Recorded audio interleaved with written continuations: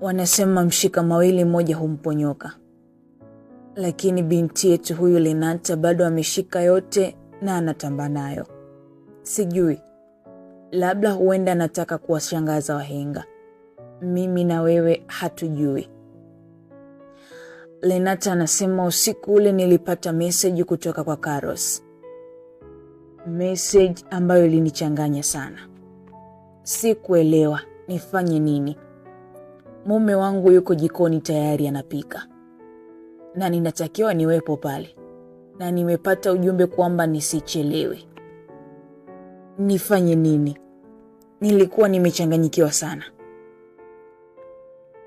Mungu wangu, nawezaje kumwaga Marius na huku akiwa anapika? Naenda kumwambia nini? Atanielewa kweli? Yaani apike alafu nisile. Akae jikoni mtoto watu afu mimi niondoke tu nimwambie ninaondoka. Inawezekanaje? Ilikuwa ni maswali ambayo nilikuwa nikijiuliza sana. Nilijiuliza mno. Niliamua kunyanyuka na kwenda jikoni moja kwa moja. Nilifika na kusimama kama ilivyo kawaida ya Marius kusimama kipindi ambacho huaga napika jikoni. Mbona unaiga sasa? Naiga nini?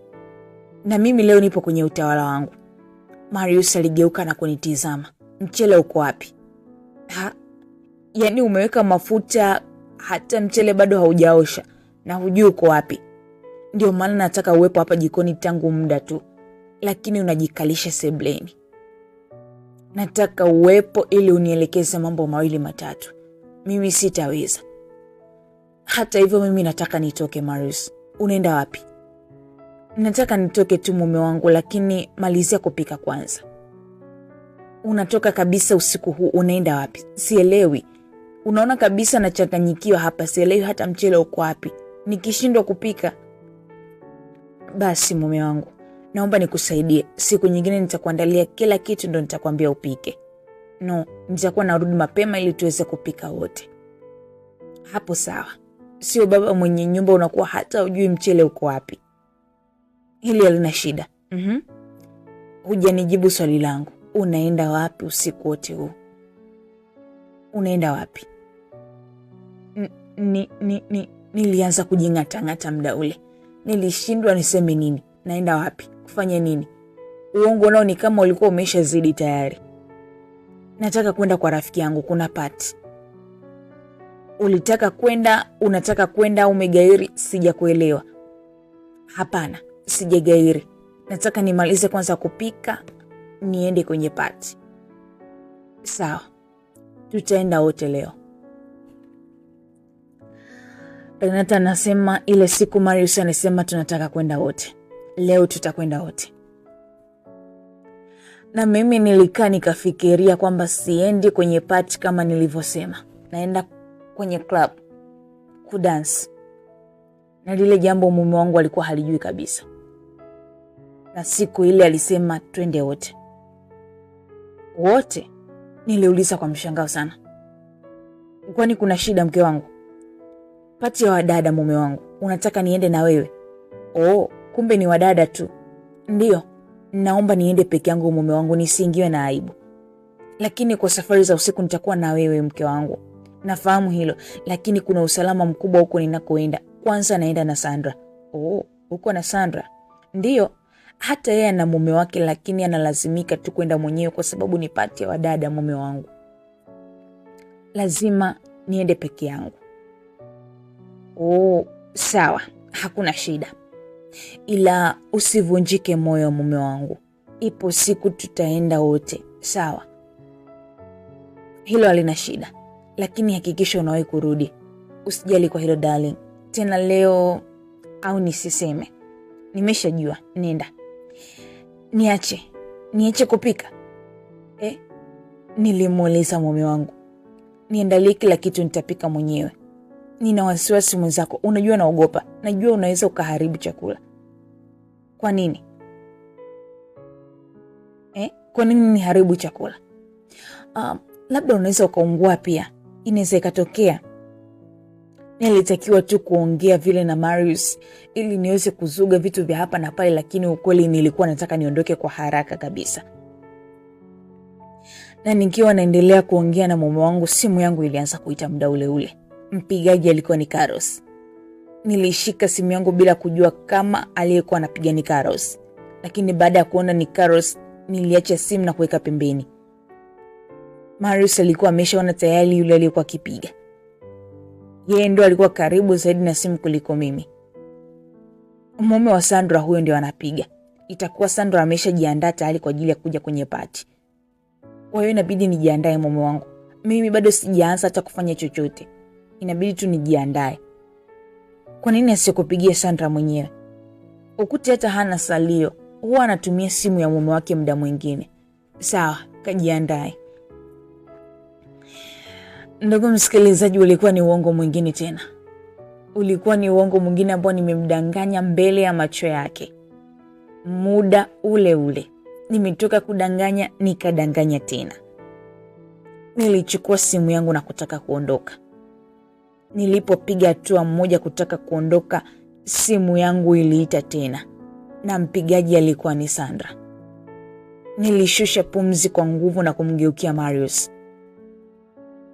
Sandra mwenyewe anapiga sasa. Kaona sipokei simu ya mume wake. Hello Sandra, umeshatoka? Mimi bado sijajiandaa shoga yangu. Nipitie hapa nyumbani muda huu, naenda kuoga. Nahisi kama party itakuwa imeshaanza na sisi bado hatujatoka nyumbani.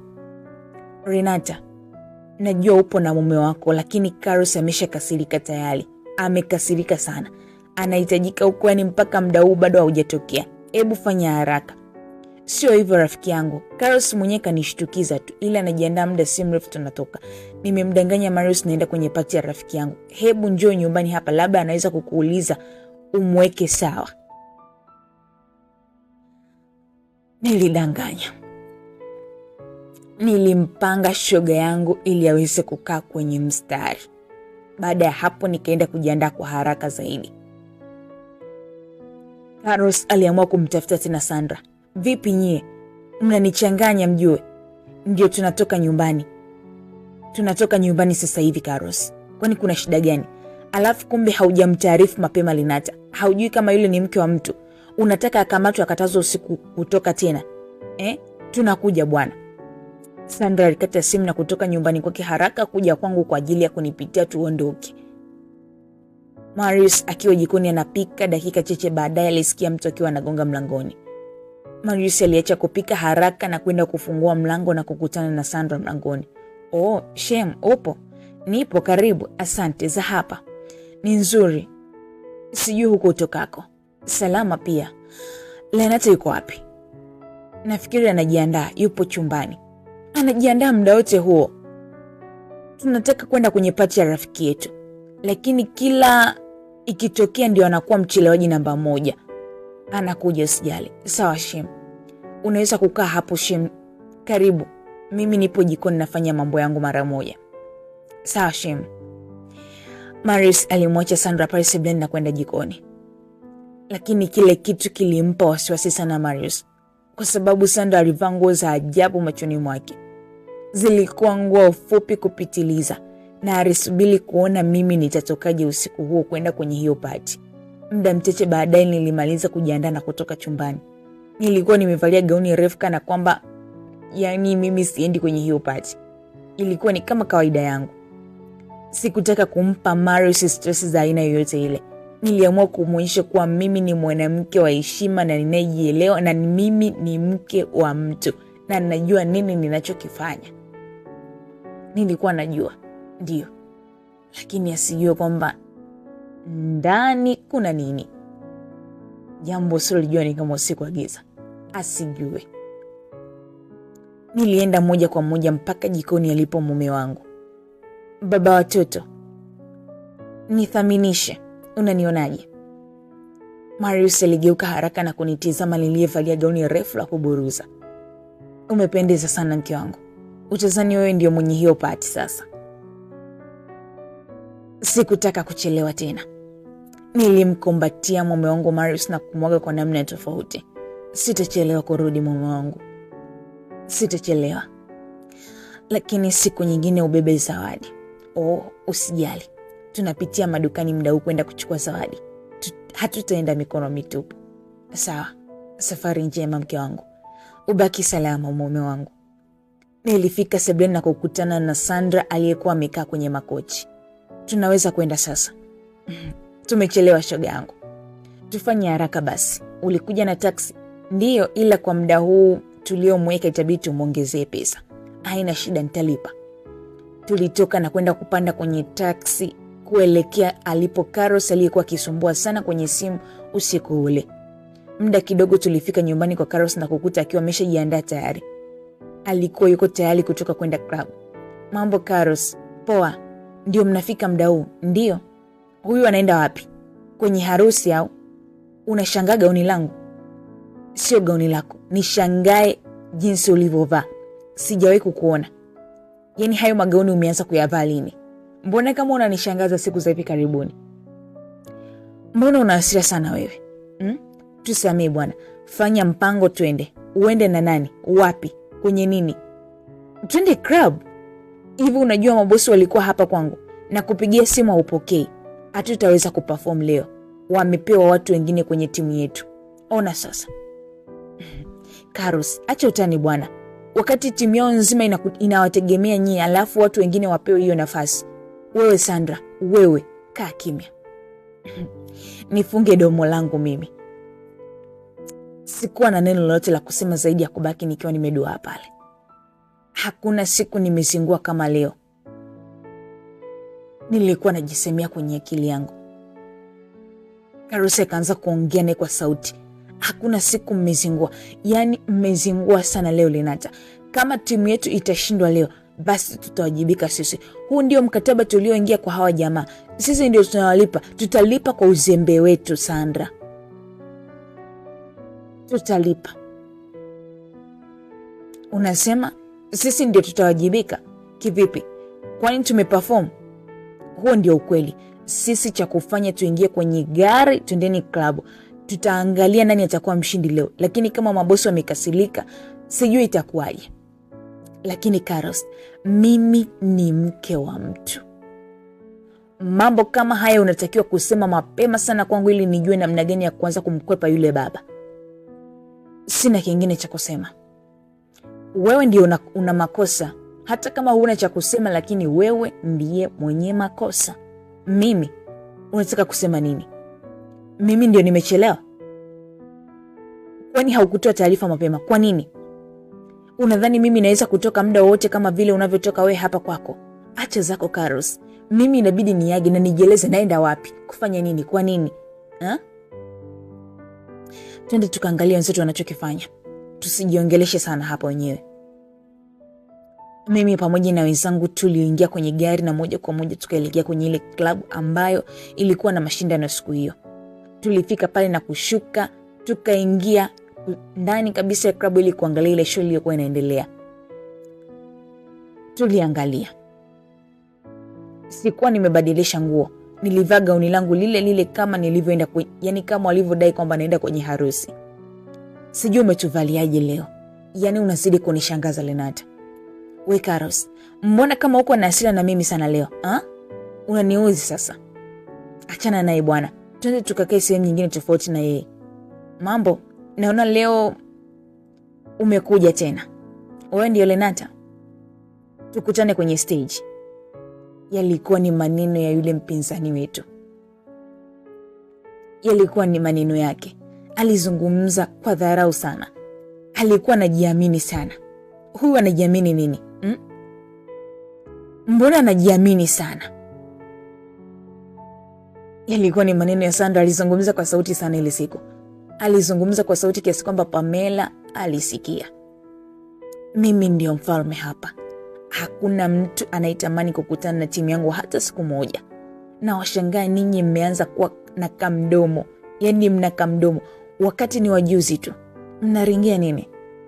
Kale kashoka ile siku. Vile mlipopata ndio mnaona mnaweza kushindana na mimi. Mnaumwa nyie. Mnaumwa.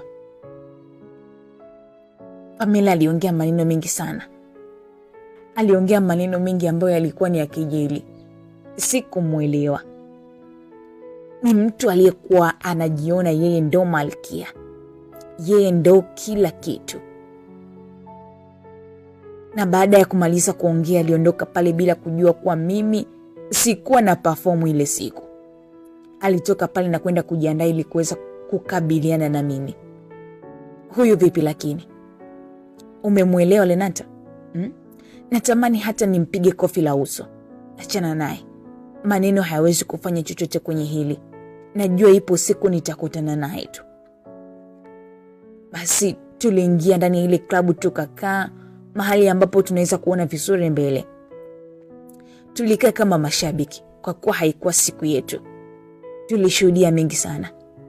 Tulishuhudia timu nyingine zikishindwa kabisa kufanya vizuri na kugeuka kama kicheko kwenye stage. Watu walizicheka sana timu nyingine. Walicheka mno. Timu nyingine zililazimika kuzomeana na timu zingine. Vitu vilikuwa ni vingi sana siku ile kwenye ile stage. Pamela alikuwa akitizama na kucheka tu kwa kinywa kinywaji chake. Alitutizama sisi tuliyekuwa tumekaa. Tulikuwa tukitizama ile show ya ile siku. Tulikuwa hata hatuna wasiwasi kwa sababu mimi nilikuwa siendi kwenye stage. Nilikuwa nimeshajua kabisa mimi sita perform siku ya hii leo. Kwa hiyo nilikuwa nimekaa nimerelax kabisa nikimwangalia tu, acha acheke, acha afurahi. Muda wote macho yake alikuwa kwetu. Muda ukaenda sana kiasi cha usiku wa 8. Na timu yetu ilikuwa bado haijaenda kwenye stage. Zilibaki timu tatu. Ikawa ya kina Pamela, ya kwetu na timu nyingine ambayo ilikuwa inajipeleka. Japo sio sana. Ilikuwa inajitahidi. Ulikuwa ni muda wa timu yetu kupanda kwenye stage. Lakini ghafla simu yangu ilianza kuita pale. Sandra, Marius anapiga. Ni usiku sana. Lenata, leo imekuwa siku mbaya sana kwetu. Tunafanyaje sasa? Sielewi. Hata namwambia nini mume wangu jamani. Sielewi. Atakasirika sana leo. Na kushindwa kunipa ruhusa siku nyingine ikibidi. Mimi naona kama hii kazi imeshakuwa ngumu sana kwangu. Sio kweli Sandra. Sio kweli. Baki tu. Mimi nitakusindikiza na kuzungumza naye, sawa? Lakini itakuwaje kuhusu kutokupokea simu yake? Sandra, nitawezaje? Toka nje upokee simu. Hakuna namna nyingine. Ili asije akakasirika zaidi, sawa? Nilinyanyuka na kutaka kutoka nje. Pamela alishangaa sana kuona mimi nikiwa natoka nje wakati muda wa timu yetu inaanza kuperform. Huyu anaenda wapi? Ina maana leo hatucheza? Mjinga huyo. Nilimwandalia show ambayo asingeweza kuchomoka hata afanye nini. Ina maana hapandi kwenye stage? Shenzi kabisa. Alisema hivyo Pamela na kuondoka alipokuwa amekaa kwa hasira na kuelekea kule kwenye chumba cha kubadilisha nguo ili aweze kupanda. Nilifika mpaka nje na kuamua kumpigia simu mume wangu. Hello mume wangu. Lenata, ni saa ngapi saa hizi? Nisamee mume wangu. Sherehe imechelewa kuanza. Tulijua kama tumechelewa sisi, kumbe hata hivyo sherehe yenyewe ndio ilichelewa kuanza. Narudi muda sio mrefu. Muda sio mrefu? Unarudi saa ngapi? Mbona kama naona mauzauza hivi Lenata? Naomba urudi muda huu. Sherehe imechelewa kuanza darling. Ningefanya nini? Unadhani ningefanya nini? Nisamee sana kwa kuchelewa. Nahisi muda si mrefu tutatoka na kurudi nyumbani. Sawa. Nilikata simu yangu kwa amani. Lakini moyoni nilikuwa nimeshapoteza amani kabisa. Niliwaza kuhusu mume wangu Marius ambaye baadaye akija kujua kama nimeingia kwenye timu na kazi ninayoifanya, sijui itakuwaje. Niliingia ndani kuangalia timu yangu ilivyokuwa inafanya kwenye stage. Nilipofika ndani nilishangaa kuona timu nyingine ikiwa imepanda. Nilishangaa sana. Na nilimfuata haraka Sandra. Sandra, kuna nini kimetokea? Mbona timu yetu imeshuka? Hata sielewi. Aliyepangwa kupanda usiku huu hayupo. Ameondoka kwa kuogopa. Ni nani huyo? Nahisi ni yule dada mwembamba hivi, alikuwa anajiona sana. Sijui. Nimeshampata. Ila sasa haina shida. Lakini mume wangu amesema nirudi muda huu Sandra. Unafanyaje sasa? Itabidi tu. Kama timu yetu haijaweza kufanya vizuri, tutalipa hiyo hasara na tutaendelea na mambo mengine. Kwa hiyo tunaondoka? Ndio. Hakuna kuremba chochote hapa. naogopa sana kutokupewa ruhusa siku nyingine na Marius.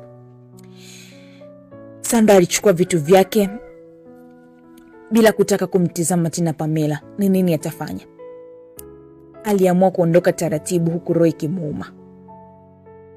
Alitamani angemwona yule dada anavyocheza, lakini haikuwa hivyo. Ilibidi tuondoke. Ilibidi tuondoke na rafiki yangu. Basi safari yetu ilianza moja kwa moja kuelekea nyumbani. Hatukutaka kumwaga Carlos kabisa ile siku. Ndio, tuliamua kuondoka. Tulifika nje na kuagiza taksi ili iweze kuja tuondoke. Dakika moja baadaye bosi wa timu yetu alifika na kunifuata. Alifika. Alikuja pale nilipo. Yule boss aliwahi kwa haraka zaidi. Sijui alikuwa anataka nini, lakini nilimwona ni mtu aliyekuwa anatuwahi sisi. Na sisi tayari tukiwa tumeshapanda kwenye ile taksi. Samahani dereva, namuomba Lenata. Niliamua kushuka ili niweze kumsikiliza. Boss, kuna kipi kingine? Kama pesa yako nitakupa, wala usiwe na haraka ya kunifuata. Nitalipa pesa yako. Sawa Lenata, lakini tumepewa nafasi ya mwisho kabisa. Hii ni nafasi yetu sasa. Nitarudi tena ndani? Ndio, utapanda baada ya Pamela kumaliza. Lakini nina haraka muda huu. Mume wangu ameshakasirika sana. Mume kwenye pesa? Acha mambo yako wewe. Badilika haraka. Panda kwenye stage muda huu uende ukaperform. Aliongea yule boss na kuondoka pale na kutuacha mimi nikiwa nimesimama pamoja na Sandra na yule dereva wa taxi. Mbona leo imeshakuwa siku mbaya kupitiliza? Kuna nini leo? Nashindwa kuelewa kabisa rafiki yangu. Sasa mimi namwambia nini Marius? Na nimeshasema narudi muda huu. Huna budi, itabidi tumpange huyu dereva taxi. Nimpe pesa ndefu aseme gari iliharibika njiani. Lakini nimeshaingiwa na uoga mkubwa sana. Na muanza mume wangu. Tufanye hivyo Lenata. Hatuna budi. Niliamua kuzungumza na yule dereva taxi na kuelewana pesa ambayo anapaswa kupewa na mimi. Tuliongea.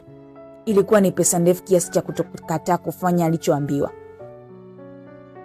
Niliamua kurudi ndani na kujiandaa haraka kwa sababu muda ulikuwa umeenda sana. Hakutakiwa kupanda mtu. Ni mimi niliyekuwa nasubiriwa.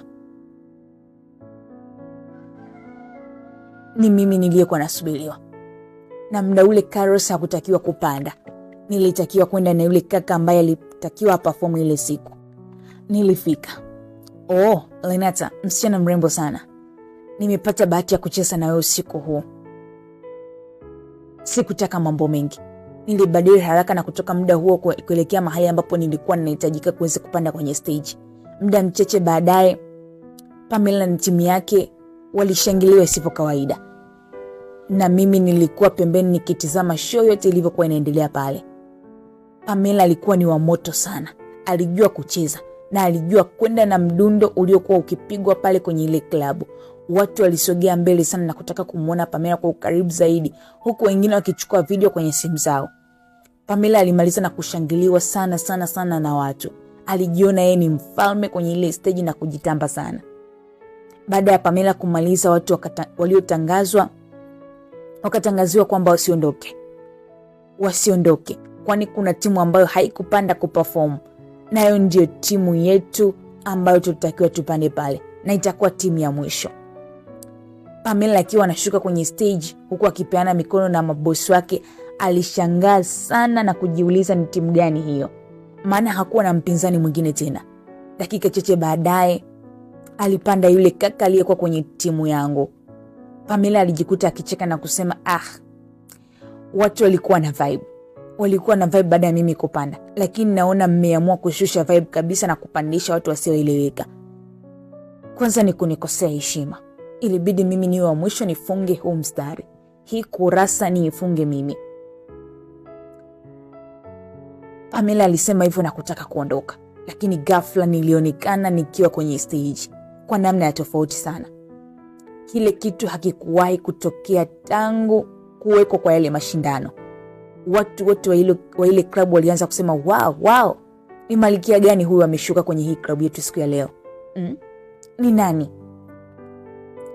Nilionekana kwenye mavazi yaliyonionyesha kwenye umbo la malkia. Tena tusio malkia, ni malaika. Nilionekana kuwa na mbawa pembeni ya mikono yangu. Na hata uchezaji wangu ulikuwa wa aina hiyo. Carlos akiwa amekaa akishangaa sana baada ya kugundua ni mimi Lenata. Lenata amepanda kwenye stage bila mimi. Anacheza na nani huyu? Mbona sio makubaliano yetu? Alijiuliza sana. Imekuwaje? Watu wengi walikuwa wanataka kuondoka warudi haraka na kushuhudia ni nani aliyepanda kwenye stage mwenye muonekano mzuri kama ule.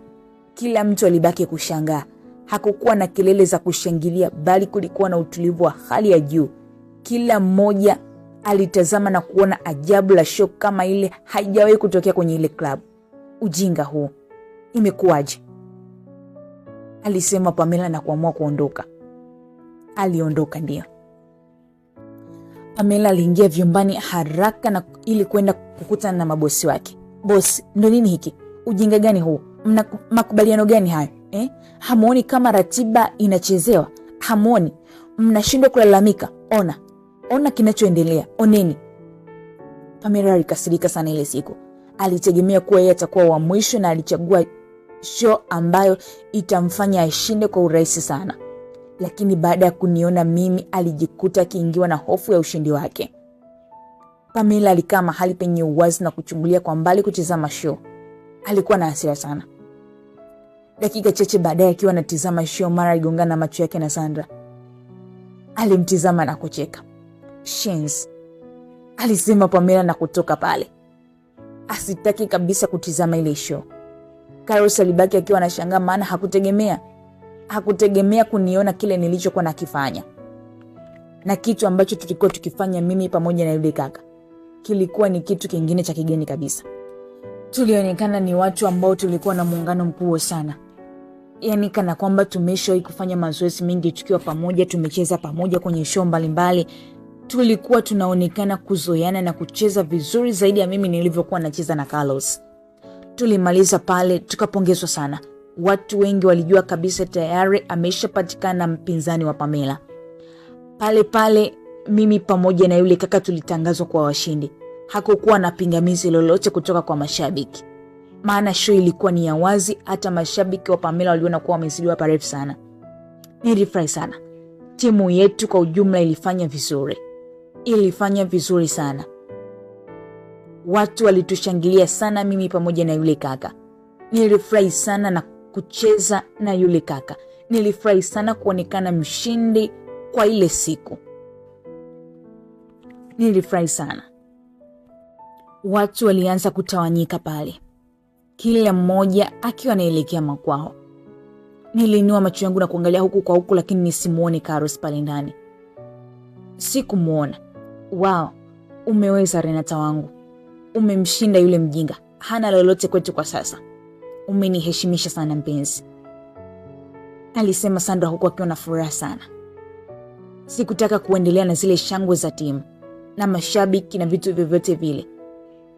Lakini nilikimbia haraka simu yangu na kuangalia, lakini hakukuwa na SMS wala call yoyote kutoka kwa mume wangu Marius. Sikutaka kushangilia tena. Sandra, Carlos yuko wapi? Tumwage tuondoke. Sijamuona na hisi amechoka nje.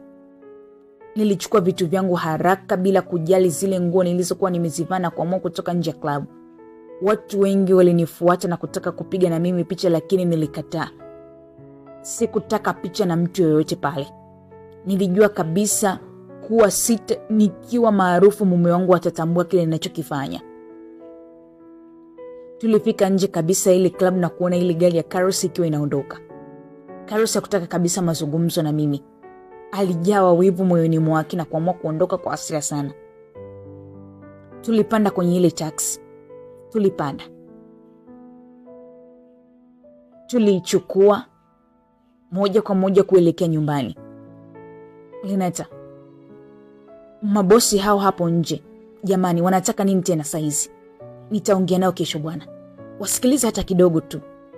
Nilishusha kioo cha gari na kumpungia yule bosi mkono kwamba kwa mimi naondoka, wataniona siku nyingine.